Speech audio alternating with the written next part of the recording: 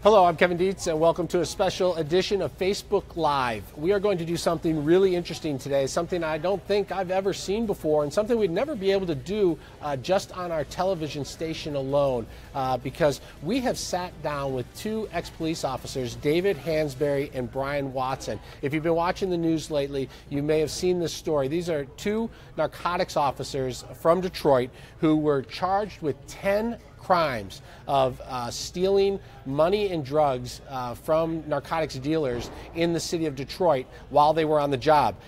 They went to trial and they were found not guilty on 9 of the 10 cases. The jury did not believe the witnesses in 9 of the 10 counts, and they threw those out. They were found not guilty. But they were found guilty on 1 count, and that was a conspiracy count, and it's a big one. A maximum of 20 years, up to 20 years in prison if convicted on that, and they were convicted, and they were sentenced this week. David Hansberry received 12 years and 11 months in jail, and Brian Watson received 9 years in jail. Here's what's interesting. They came in after the sentencing to Local 4 and they sat down and they brought their evidence. They say they're not guilty. They say that the prosecutors had information and evidence that they could have looked at that should have led them to not even be charged in this case. They want an independent investigation of the FBI and the U.S. Attorney's Office for bringing this case to trial. And what we did was we sat down and allowed them to go through their evidence, document by document, to make their own case directly to you, the public. They hope that they will win on appeal in this case and restore their reputations. They have also filed a motion for a new trial based on evidence they say shows a witness knowingly lied on the stand and perjured himself. So here's this opportunity right now. We're going to show you this video. It's long. It's nearly an hour as these two police officers make their case directly to you. Take a look. So, all right. So, obviously, sentencing took place yesterday. You know, long terms, 9 years, 12 years, 11 months. But you're ready to get to work. What happens now? Correct. What happened yesterday, you could either look at it one or two ways, Kevin. You can look at it as the end, or you can look at it as the beginning.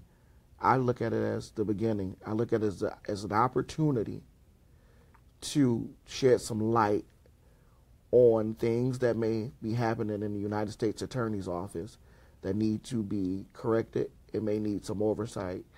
And I have the facts on my side. That's why I'm confident.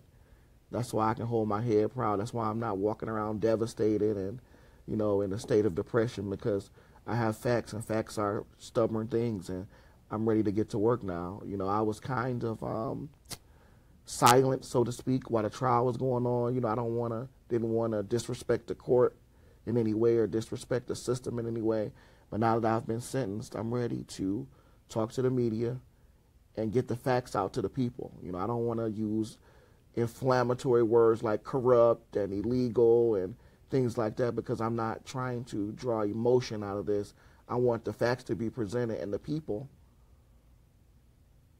can make the decision for themselves. Brian, you went through court yesterday. It had to be a hard day. What's your reaction to that, and where do you go from there? Well, you know, it's just pretty much Dave said it all from that standpoint. When you have friends and family there to support you, sometimes you can get a little emotional, because it's not always about you.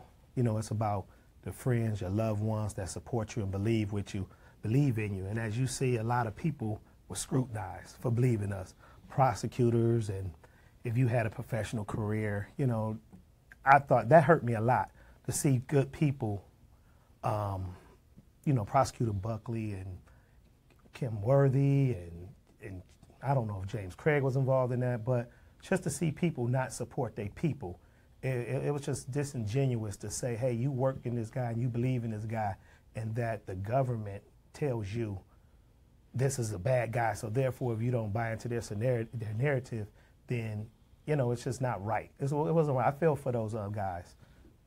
It just was devastating to me to hear about those prosecutors getting treated the way they were treated.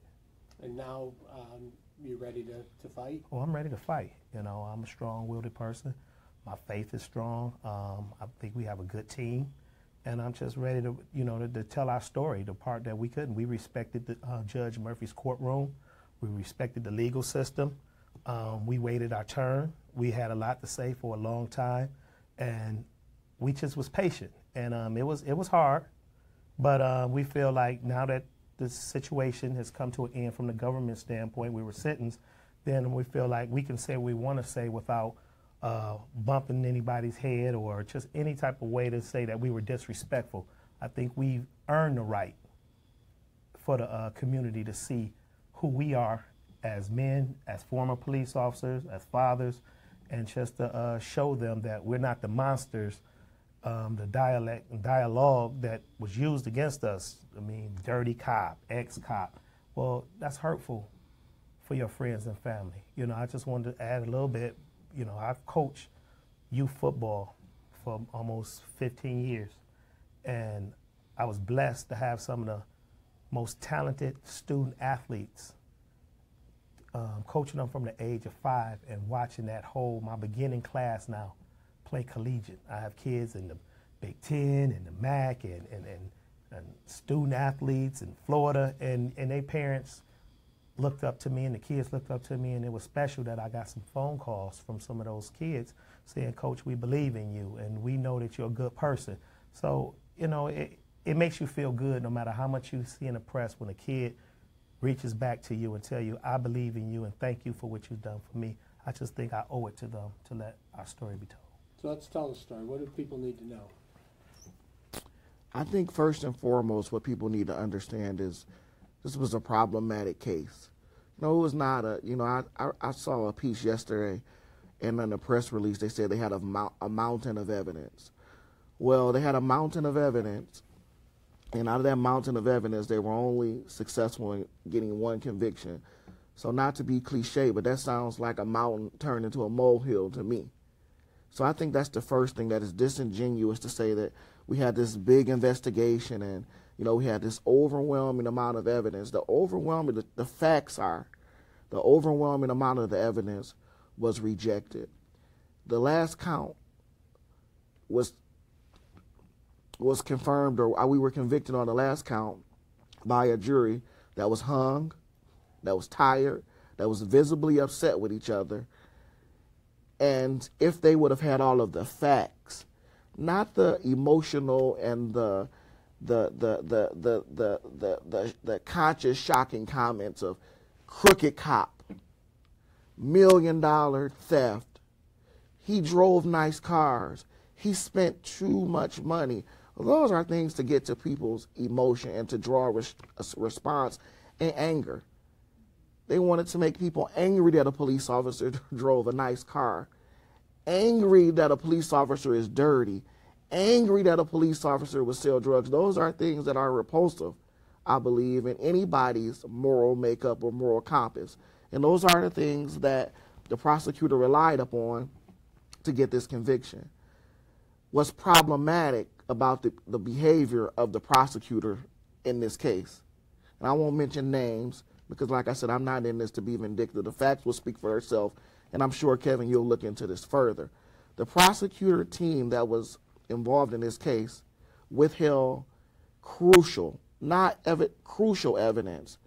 They withheld a lot of evidence, but some of the things were crucial and spoke directly to the character of me and Officer Watson, and also spoke directly to events in which we were charged with. For instance, the Gary Jackson $1 million robbery.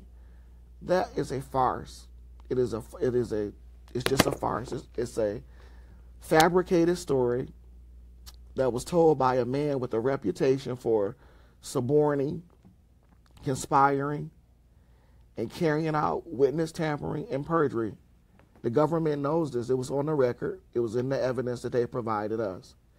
And on the word of Gary Jackson, over the chief of police, over police officers who by their own witness said were on the level and it was of integrity, of the recently discovered FBI report, which says that Gary Jackson perjured himself on the stand about this particular incident.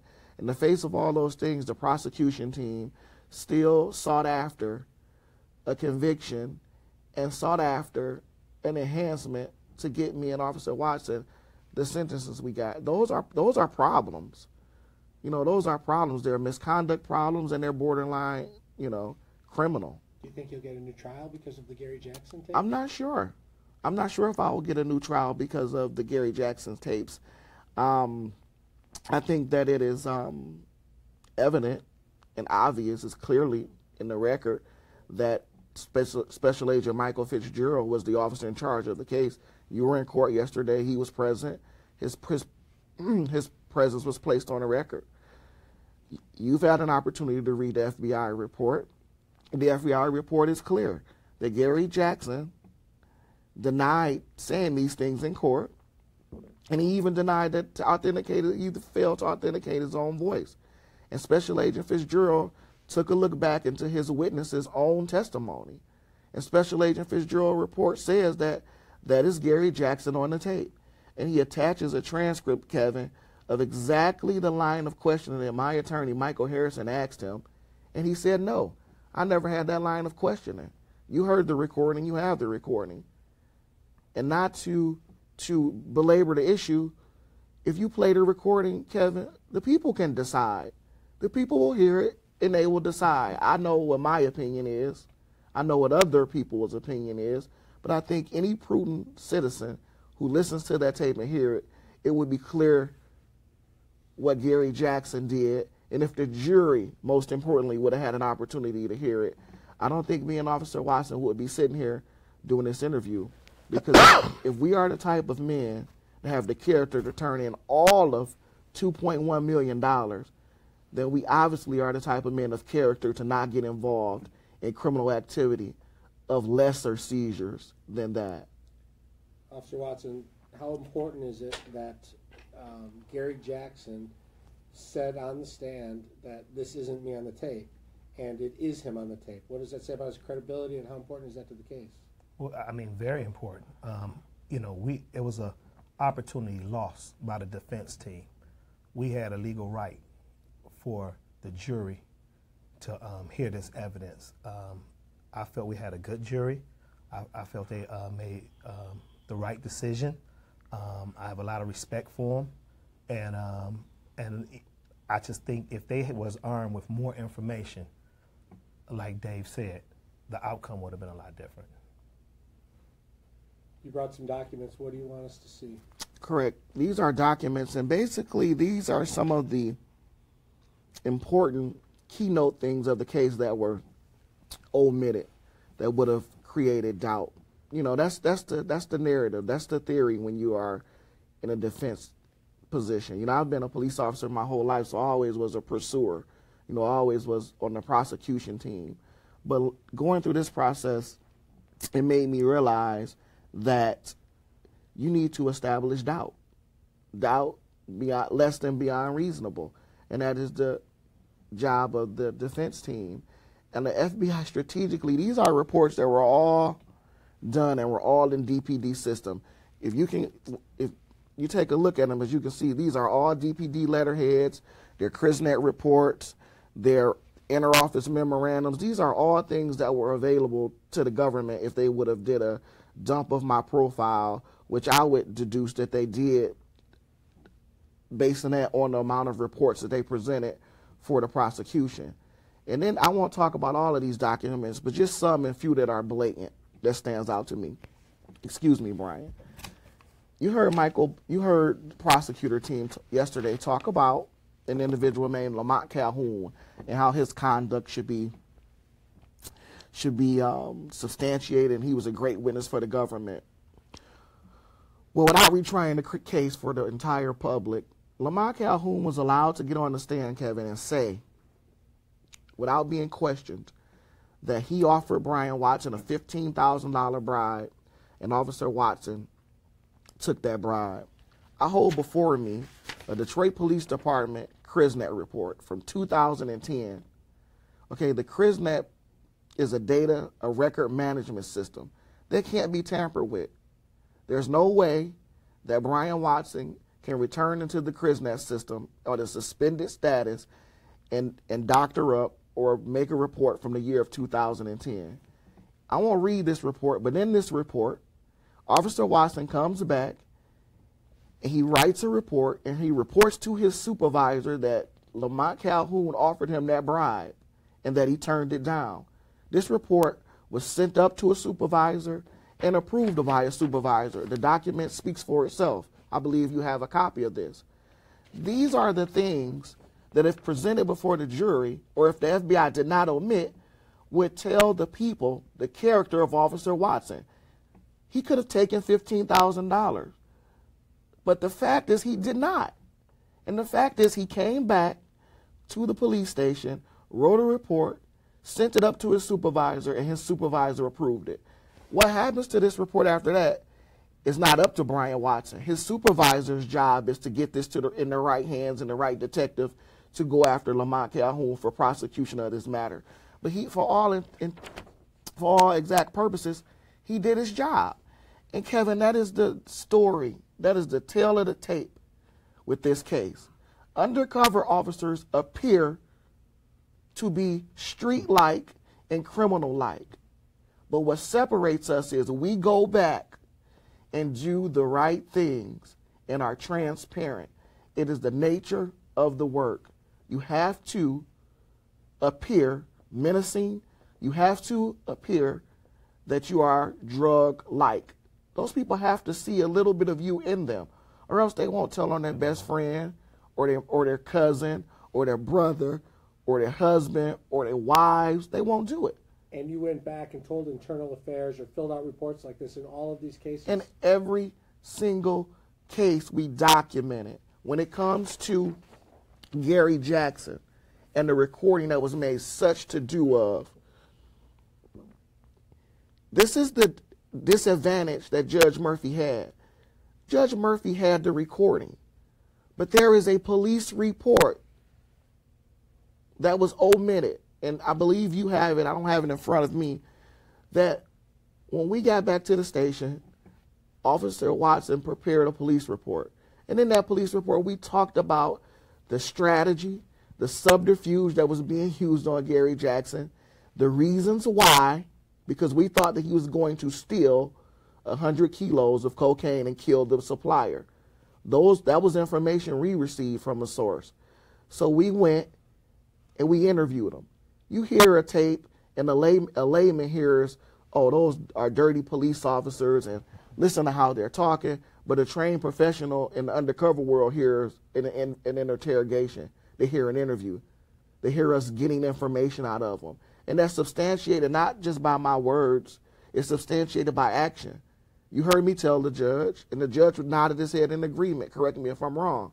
We had the legal authority as police officers to use deception and to manipulate informants.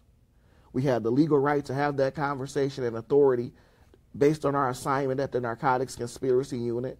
And the important part of it is, Kevin, is when you're an undercover officer or you're an officer that manipulates sources and work with drug dealers, you have to always go back and prepare the proper documentation to show that your intentions were for the good of the city. And in that case, we did that. That report was omitted from the FBI records that was produced to us in discovery. Brian, is that what happened in your case as well? Oh, yeah. You know, it goes back to our training. When I went to UC school, and I've trained and certified the state of Michigan, and I've went abroad to other classes across the country, one of the things, you know, we brought back, and it was a part of DPD saying this, you know, it's not what you say, it's what you do. And we always teach, and when I teach young officers UC tactics, I tell them, you know, you don't have to talk straight to crooked people.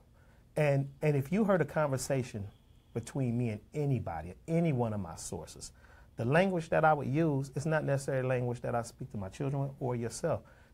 I'm not talking, you know, the way we are having this conversation now. You're going to see, hear a lot of inappropriate language, and it does sound bad when we talk. But it's not after that conversation. It's what I do. It's not what they say I did. Did I give him something, or did I take a bribe? That's up to me to go back and make the proper I'm still a police officer. So a jive talk is what it is, jive talk. It's what I do, not what they do. Did you go back and make those reports? Yes, we did. Yes, we did. Kevin, I'm holding here a stack, I mean literally a stack of DPD interoffice memorandums on DPD letterhead. And what these represent is the other conversation that was made a lot to do of by the prosecution team. And what this hallmarks is the entire investigation spanning from day one of the FBI sting all the way up to the last day when we reported it to Internal Affairs. This is internal documentation that is available to anyone at the Detroit Police Department. Anyone. And what's problematic about this is that this documentation exists. It's done properly. It's done in a proper letterhead. When I spoke with the judge yesterday, you heard me mention that I went and spoke with an investigator from our public corruption component of the FBI named Timothy E. Waugh.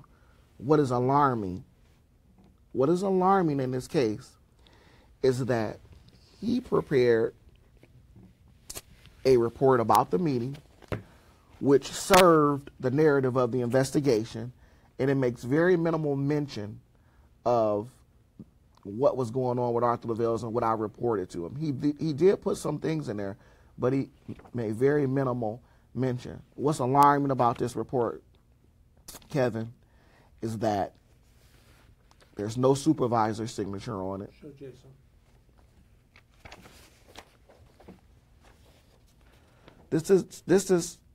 This is basically a member of the Detroit Police Department of non-supervision rank who just approved his own report. Now, this is a report dealing with allegedly a corrupt police lieutenant whose entire crew, as you heard in court, was corrupt and was stealing millions of dollars worth of drugs and money. I suspect, Kevin, I was a police lieutenant. I know a little bit about policy. I suspect that an investigation of this magnitude will require notifying up the chain of command. Is there a number on there authenticating it? There is not a number on here authenticating this report. Also, what's problematic about this report is that it appears that it was wrote in the year 2015, and I'll expound on that. In this report, without reading it exactly, Timothy E. Waugh states that he had received a phone call from me on October 14, 2014, which is correct. That is the day I made the phone call to set up the meeting with him. But then he goes on later in the report and writes that he met with me in October 15, 2015. This would have been a year after I was suspended. So, in theory, what's suspicious to me is that Timothy E. Waugh is writing in the future, which seems to me that this report was prepared in the earlier part of 2015, and like all of us, in the beginning of a new year, we still revert back to the old year because our mind has not trained itself to refer to the new year. What further corroborates that, and what's even more interesting, is the date where FBI Specialist Agent Fitzgerald takes this report in. This is an intake report from the FBI prepared by Special Agent Michael Fitzgerald, and he has it approved by a supervisor. So even Agent Fitzgerald doing something as minimal as taking in this report, he didn't prepare it.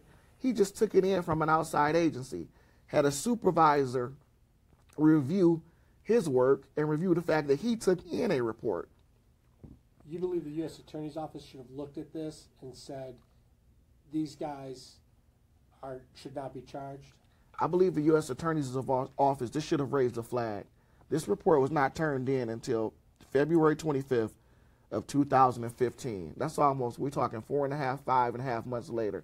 If I was a federal prosecutor, I would want to know why a Detroit police officer held on to a report about a corrupt police lieutenant. He had an interview, and by the looks of it, this interview was probably an hour long, based on his reports, an hour-long interview with our #1 chief suspect in an FBI probe into $1 million theft ring and drug selling conspiracy. And it was not turned over to the U.S. attorney by way of the FBI until 5 months later. I would be very suspicious. At least I would call over to the Detroit Police Department and get the policy on that, because guess what? They held me and Officer Watson to every policy. Every single policy that they thought we violated, Kevin, they held us to. So at the very least, I would have had some questions. And I think it would have been a reasonable deduction that maybe Hansberry did report this, and that the agents who had a lot of skin in the game and a lot of time and a lot of effort put in it did not want their investigation to end there or to blow up in their face and suffer embarrassment or ridicule by other colleagues or supervision. I think that's a reasonable deduction. Like I said, I don't want to call anybody out or make criminal allegations. I want to bring the facts to light, and hopefully someone in an authoritarian or oversight position will take this stuff serious and review this stuff and make their own logical deductions, someone who has less skin in the game. And Officer Watson, you believe there was people who easily could have been questioned, who could have provided information to the U.S. Attorney's Office about this $1 million and other issues? Yes, I do. No one from the actual takedown on the truck was interviewed by the government. We had a lieutenant. This wasn't just a random stop.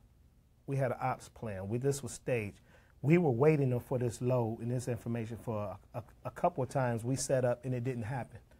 When we received the information, our lieutenant was notified, Customs was notified, and when we stopped this truck, within seconds and minutes, everybody was there. Matter of fact, the whole narcotics unit was had to stop what they were doing and come and do protection and security on this truck. One of the things that stood out was, you would think with the allegation never said Lieutenant Hansberry and Officer Watson stole the money. If you listen to Gary Jackson, he say the crew stole the money. So you would think that at that point, any and everybody would be suspects, not just Lieutenant Hansberry and Officer Watson. Our lieutenant was there. A custom agent was there. The whole crew was there, and even other crew was there. And there was a report prepared by, at the time, Sergeant Lever from Narcotics, where he went out and interviewed. Internal. Yeah, well, I'm sorry, that's right. He was an internal, excuse me. He did an interview of everybody, and we were brought to Garrity, where we compelled to tell the truth. And at that time, the report was submitted, and there was no theft proven. And they related it to maybe the machine, saying that there was a $15,000 off or something like that. But no one testified that they saw each other take money or the opportunity to take money was there. So I couldn't understand why the FBI just picked us two and said, well, you guys stole the money, and that's just the end of it. You would think seasoned investigators seeking the truth would at least have an interview with the people that was on the scene. You believe they relied on Gary Jackson, a known criminal drug dealer, instead of asking other people who had information? 100%. Well, he made a very powerful statement there. What Officer Watson said was seeking the truth. And then we spoke before, Kevin, and I told you any investigation is about seeking the truth, whether it fits your narrative or whether it doesn't. We had this conversation before where I've gotten it wrong, Kevin. You know, I wanted a certain truth. I wanted a certain narrative. And after investigating and getting all of the facts, the narrative wasn't there. And you have to let the case go, no matter how many man hours, no matter how much emotion, no matter how much passion you have into it. When it doesn't fit the narrative, you have to let it go, even if it doesn't. And I'll tell you, I've been an investigator pretty much my entire life. I think I had 4 years on the police department where I was not working in a detective capacity. And Kevin, if you are in a position of authority, if you have a badge and a gun and you have prosecutors backing you up, it's not hard to create a narrative, to pin that narrative on someone, and to get a conviction if you skillfully and use your intelligence to do it. I submit that the government hires some of the best minds, college-educated individuals that are smart and that are clever and that have intellect.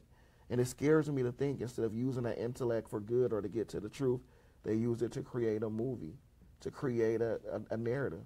Think about it, a $5 million budget. All of the actors that you want to say whatever you want because you can get them out of jail or because you can offer incentives. It's like producing a movie. Wouldn't you agree?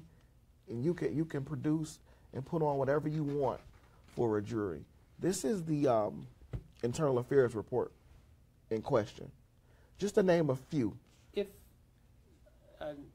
the Auditor General or grand jury were to look at all these documents and listen to all these tapes, do you think there'd be a different outcome? Yes, 100%. 100%. When I listen to the tape myself, I get offended by it. Because that's, like I told the judge yesterday, this is about 30 years of undercover experience. At any time I could walk out of this building right now and turn into a different person. It's really a useless skill unless you're an undercover policeman or a used car salesman. Other than that, it's really a useless skill, but nonetheless, it's the skill that we acquire to not only be successful, Kevin, in doing the job. I think a lot of people get lost in that. It's successful in keeping you safe and saving your life. Officer Watson's been shot at in an undercover situation before. He's been shot at inches of his life. He's been in situations where people pulled guns on him before and ran him through a gambit of questions to make sure he was not a police officer. You know, Officer Watson made it all the way to a super big investigation where I won't get into details, but it required him to go into another country. He was going to be able to go into another country to deal with foreigners to continue an investigation on the federal level, because that's how talented he is as an undercover officer. So if the jury would have heard the tapes and the jury would have an opportunity to legitimize the conversations with official Detroit Police Department paperwork, I think any citizen without an independent knowledge base would be able to draw the connection. However, not allowing these documents and omitting them, it takes the legitimacy away from what we were doing, and it takes the legitimacy away from undercover work. And I believe that is the issue that the jury was hung up on, and I believe that is what the prosecution team was relying on, and they skillfully omitted these things because I believe they think that was their ace in the hole. People say, why didn't you take the stand then and tell your story? Well, that's important, and I'll tell you why. Did you hear me when I talked to the judge yesterday and said that I keep secrets?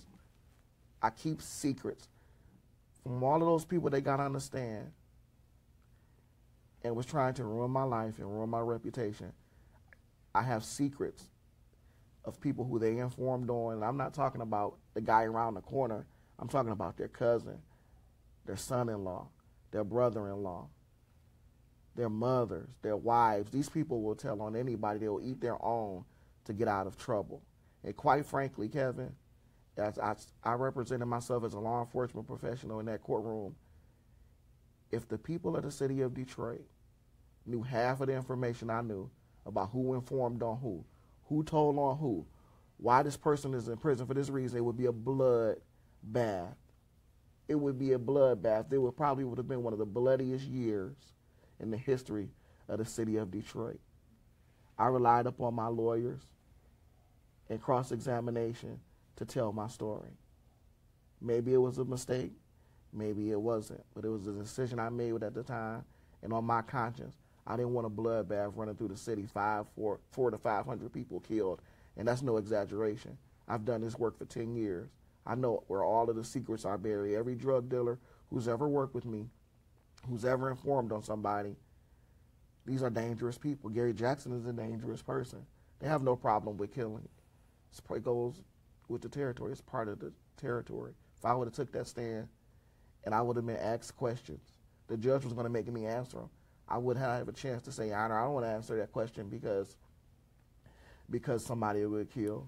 No, I was going to have to answer that question. And the deeper we would have went, the more secrets would have been exposed.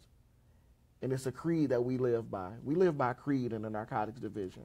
And that is, we will let a case be dismissed, no matter how much drugs, before we get an informant or before we get an innocent person killed. It's something that's instilled in you from undercover school, and it's something that grows throughout the years. I've had plenty of arguments with prosecuting attorneys about that, and we rather dismiss a case and let the person get caught again before we out an informant. It's something that's ingrained in me, and it's a part of me, and it's a part of who I am. Officer Watson, you were advised not to take the stand. Yeah, and you know, I have a great attorney, as you know, Steve Fishman, and I respect him a lot. And we thought about it, and we had a few arguments about it. I'm like, you know, I'm prepared, I can do this, but we made a decision, and I have to follow some decisions from my attorney, or I wouldn't need him. And we made a decision not to. And I'm not second guessing that decision, but you know, you always can Monday morning quarterback and say, well, you know, I wish I was there, and there's so much. Because sitting in that chair and you listen to people tell lies, or if you listening to people not be able to give a date, like, for instance, like Lamont Calhoun, he'll say, well, sometime a few years ago, Officer Watson and I did these rips, and not having the opportunity to say, well, what day, when? Because you don't know if I was on vacation, you don't know if I was off, you don't have any clue. For the government just to take somebody at their word. When Lamont Calhoun says that I took a bribe, he couldn't sit before you and tell you when, what happened and what day. But I can, because I did my job. 20 years from now, you can go in the DPD database and you can pull up this report. And this report will give you the date, location, the time, and the information, and exactly what I told him and what I did at that time. And so it's sad that when you sit in that chair, and now you're wishing like, Coach, let me get in the game. I want to be in the game, you know. But you have to respect the coach. And my lawyer was my coach, and you know, I'm a big football guy, so a lot of things I say, but it's the facts. It's the facts. I could challenge him, but then that wouldn't get us far. And you know, I'm a big cliche guy. And I think about one of my other mentors always used to say, when I think about the job, he used to always say, if you knew how sausage was made, you wouldn't eat it. If the public truly knew the things that I have to say, see, I don't have a budget like the FBI, and we're not working from a position of strength where I can trump charges up on you, I can indict you, I can destroy your career, I can just even ruin your family and not blink an eye. I have to rely on my wit. And I have to find this guy's greed factor. Right. I have to find out what makes this guy tick, what makes this guy move. And I a lot of times tell people what they want to hear to get what I need to get. If I tell a guy, for instance, if a guy tells me there's 5 kilos in the house, and I hit that house, and it's 5 kilos, I can't prove it. But usually I was willing to bet it was more than that. He needs that opportunity, if you get what I'm saying, to get over on other drug guys. And one of the things I wanted to bring up was they made a big stink about a search warrant and saying that I did an illegal search warrant. Yeah. And that's a farce, because first of all, to have a legal search warrant, it has to be raise your right hand and swear to it. It has to have a sign in the presence by a judge, and you have to swear to it by a judge or a magistrate. It usually has a seal on it, state seal, and it usually have a case number. Well, this one document was a prop. If a drug dealer that was working for me, or an informant working for me, give me information about a house, well, sometimes people kind of figure it out, or they have an idea, and they will come back and challenge that person, and that person is nervous and he's scared, and I have a duty to try to protect that person. If that person say he needs document, because the streets are real big on this word, let me see your papers. That's in my right to be able to give that person documentation. It's not real. I never swore to it. I came up with a fake name. I used the prosecutor's name, but didn't put the right P number down. I scribbled a name that was similar to one of the judges. I won't say his name, but it wasn't his name. It wasn't even close to his name. It was scribbled, and if you look at it, and I put a P number down. Judges don't put a P number down when they sign a warrant. I put a P number down knowing this to show that it was not real. There's steps that I took to guarantee, but the average street person, if they look at this, they will say, hey, this is a real warrant that he can show a guy. So that he doesn't get killed. Because he doesn't get killed. Because they think he's an informant. There you go. So if I can show that this person, and it happens all the time, we had prosecutors testify that, hey, it's a part of narcotics work. The state do it. I did it when I was 5 years with C-10 on the FBI task force. We give dummy paperwork. We lock sources up sometime, handcuff them, remove them from the scene, and let them out the back door. We have a right to try to protect them. But now we have a source that's going rogue and keep the document for his personal use, and then go and say, well, hey, I'm caught in another crime. Look what I have. Well, I can't control that. I can't control that. But I know when I give paperwork, dummy paper, it's for good intentions. And, you know, what else can I say and do? I know that they brought a handwriting expert in to say, well, we can't prove if he signed it or didn't sign it. And all you had to do is ask me, because I did sign it. It was a prop. It's not a fake search warrant. And the prosecutor, that name was on the warrant. She confirmed it. She said, hey, it's okay. We do this practice all the time. And the federal prosecutors just dismissed her as like she wasn't even there, and said they just kept hammering home this is an illegal warrant, and it just wasn't true. Well, yeah. Well,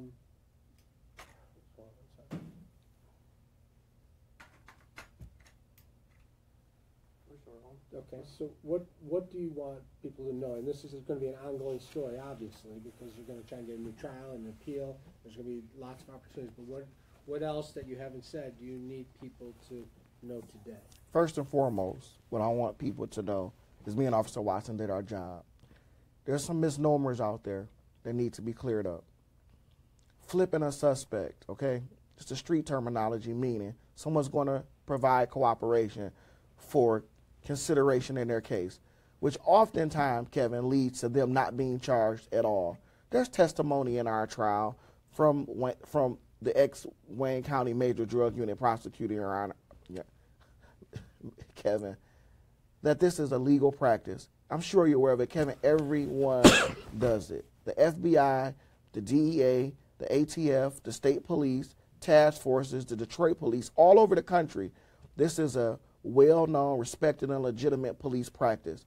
You catch a person with something, you throw the little fish back to get a bigger fish.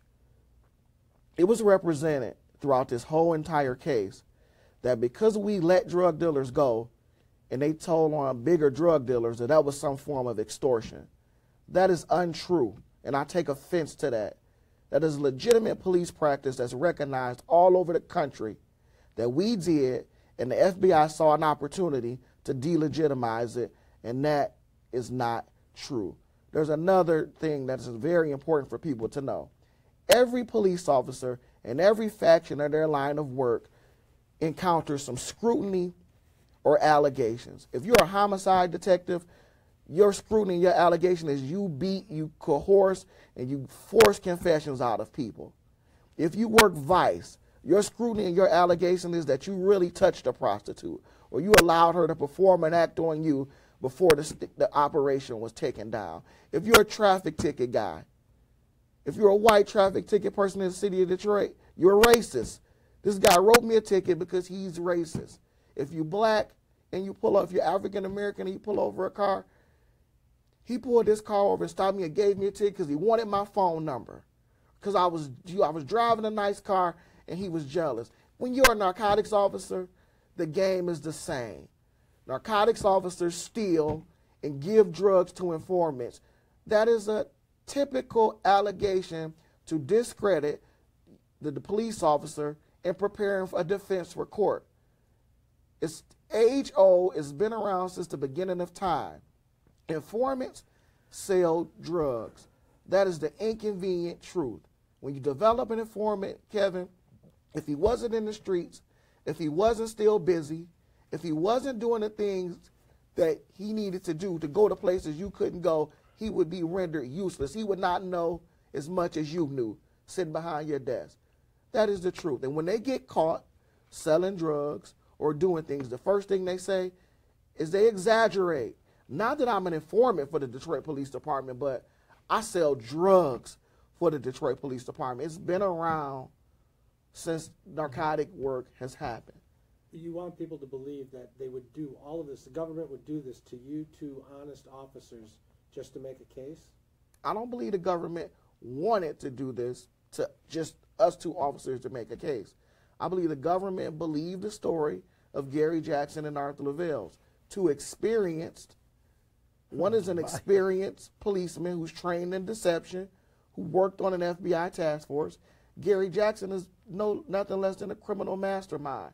I believe they wanted to believe it, and I believe their signals got crossed when they went to set us up.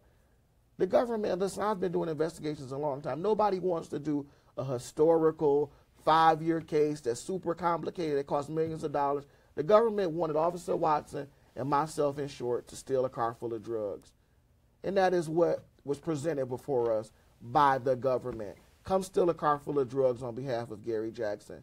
And I believe that they were prepared, they were excited, they were zealous, because they thought that we were going to do it, and they thought they were going to get new informants and go deeper and deeper and deeper with the probe, and that's what they were expecting. And for us to do the exact opposite and turn Arthur Lavelles and Gary Jackson in, I think Ken made a point where they had to make a decision. They had to make a decision. Do we scrap all of this work, federal wiretaps, recordings, surveillance, or whatever work? Do we scrap it and say we got it wrong, or do we, through our wit and our craftiness, can we overcome this and make a case out of this because we so far in? I used to play a lot of poker, and sometimes, Kevin, when you got a losing hand, the only way to win that hand is to push all in, right? I believe the government was faced with that decision. They had a lot of chips in the pot. They knew they had a losing hand. So what did they do? They gambled and they pushed all in. And we both know the outcomes of poker. Sometimes you can lose the hand. Sometimes you can draw out an opponent and catch them when you had nothing. Or sometimes that opponent can fold to your bluff. Me and Officer Watson chose to stand up and play our cards and not fold to the government's bluff. And they drew out and got a lucky card on the river and got one conviction based on erroneous prosecution, misstatements to the government, and omission of evidence. Those are the cards they played. Those are the cards they played out of their hand. And Kevin, if I was a juror and I had no independent knowledge of how narcotics worked, and I had a federal prosecutor telling me that this isn't right, they shouldn't have been doing this, this is illegal, I would want to believe that federal prosecutor. That in and of itself is a betrayal of public trust. That in and of itself is a betrayal of public trust. I don't think for 1 minute, Kevin, that the United States Attorney's Office did not see these documents. I don't think for 1 minute they didn't see these documents. This happens all over the country. This is not an isolated incident. The FBI gets appealed and gets overturned countless amounts of time for withholding exculpatory evidence. So it's not just me and Watson. It happens a lot and all over the country. But a lot of people don't have the platform and the voice that me and Watson have. We happen to be outstanding members of the community, former police officers, and someone who was willing to listen to us as yourself to get our story out and to get these facts out. I'm an investigator by nature and by occupation. A lay person who has no investigative skills, who don't know what to look for, who cannot compile evidence and cannot compile facts and cannot persuade the media or mainstream news to listen to them, what choice do they have but to simply say, hey, the FBI lied on me? No one's going to listen to that without documentation, without proof. I would ask to let the facts speak for themselves. I have my conclusion. I know my truth. But to avoid taking the low road, because I maintain through this whole thing, like the former First Lady, when they take the low road, I take the high road. And I'm continuing on that high road, and I want the facts, Kevin, the facts to speak for themselves. You're confident you'll be vindicated? Yes, I am. Officer Watson? Very confident I'll be vindicated. Very confident. There's one thing I would like for Dave to touch on is an example of a correct report. I would like for him to tell a little bit about the IA investigation that was done, just so the people could understand the difference between a real report and what Tim Waugh did. They work in the same unit, so the paperwork is always the same. So if you could, I would just like for you to show the examples of the case number and. Okay, no problem. This is the internal affairs report that came into question yesterday, actually in the court, and it's in the record. This was prepared by Sergeant Dietrich Lever, who's now a lieutenant. Congratulations. And you see it's forwarded to his commanding officer through channels. Through channels is a police terminology for through the ranks. So a sergeant wouldn't directly hand a report over to a commander. As you notice in this report, it has an IA case number, 10-122.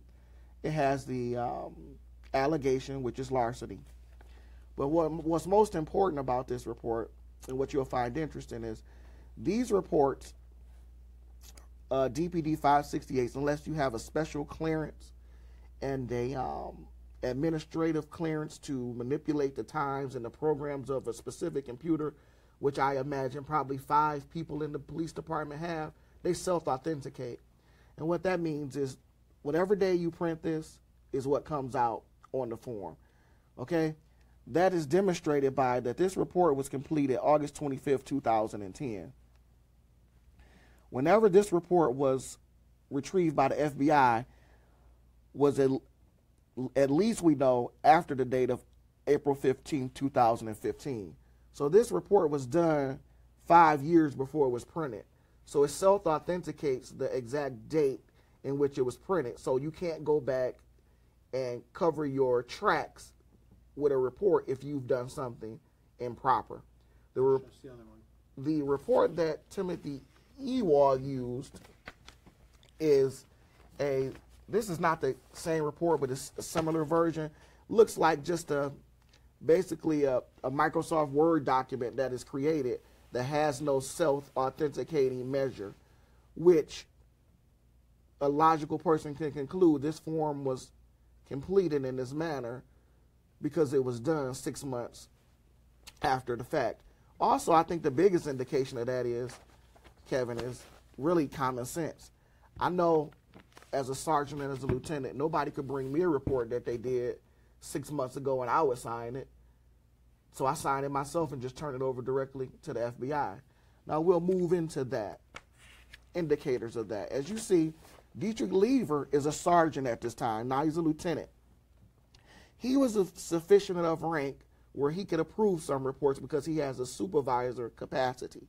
However, an internal affairs investigation of a sergeant and a larceny, he could not approve this by himself. He has to get the signature of a supervisor. At this time, Lieutenant Wharton was his supervisor, so he has a signature block on there for her to sign off on it. And when she gets it, she would do the same. to maybe the inspector of the unit, and the inspector would send it to the commander, and it would go all the way up to the chief of police if they closed it or whatever, found it. But Lieutenant Walton is now a commander. Congratulations to her on her promotion.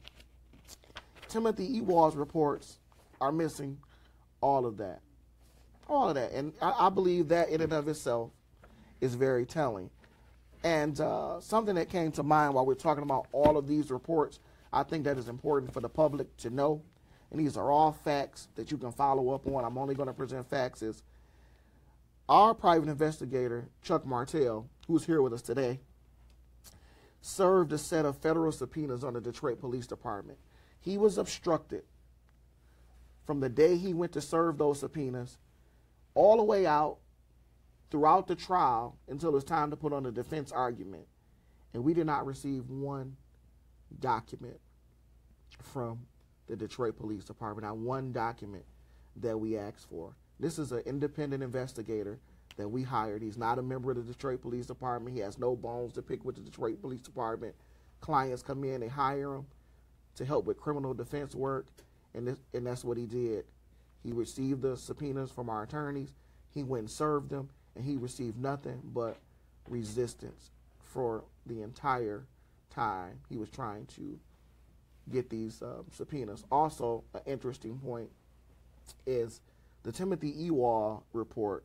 There's a lot of controversy around that, and I don't want to downplay it. This is my time to speak, and I don't want to bring out knives or be vindictive, but there's a lot of controversy around that.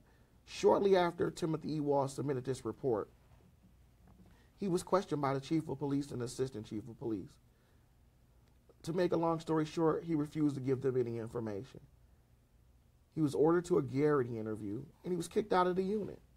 We'll just call it what it is. He went to a sex crimes unit in the prosecutor's office where he was delivering rape kits. And his partner was transferred out of the unit or kicked out of the unit and went to the IT department. So he went from being in the most prestigious investigative unit in the police department. It may not be the most popular, but it's the most prestigious. You're working hand in hand with the United States Attorney and the FBI on big cases. These guys worked on the Kwame Kilpatrick indictments, the Monica Conyers indictments. It's a prestigious position. They went from that to assisting with processing backlogged rape kits and basically being an IT guy to fix and work on computer maintenance. I mean, I think that's telling. I think that's something that Chief Craig could legitimately speak on. And speaking of Chief Craig, I was very disappointed to hear him say that he didn't stand by me and he didn't support me because he knew these issues existed. Chief Craig knew these issues. He caught it. Chief Craig is a smart man, and he caught that Timothy E. Waugh did something improper, and he sat on the information. And I just believe that's just politics. It's better to have a friend with the United States Attorney than to take up for a police lieutenant who may or may not be corrupt in his eyes. And I believe that those are questions and legitimate questions he can answer.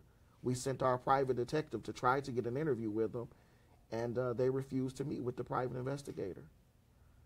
The private investigator made it clear that he had information that maybe could have helped exonerate and clear some of your guys.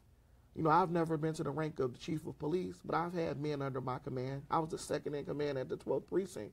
And if someone had information, or if I had information that could clear one of my guys, I would be Johnny on the spot to interview and let that information be known and be transparent about it and not keep it in a vacuum and just see where the cards lay.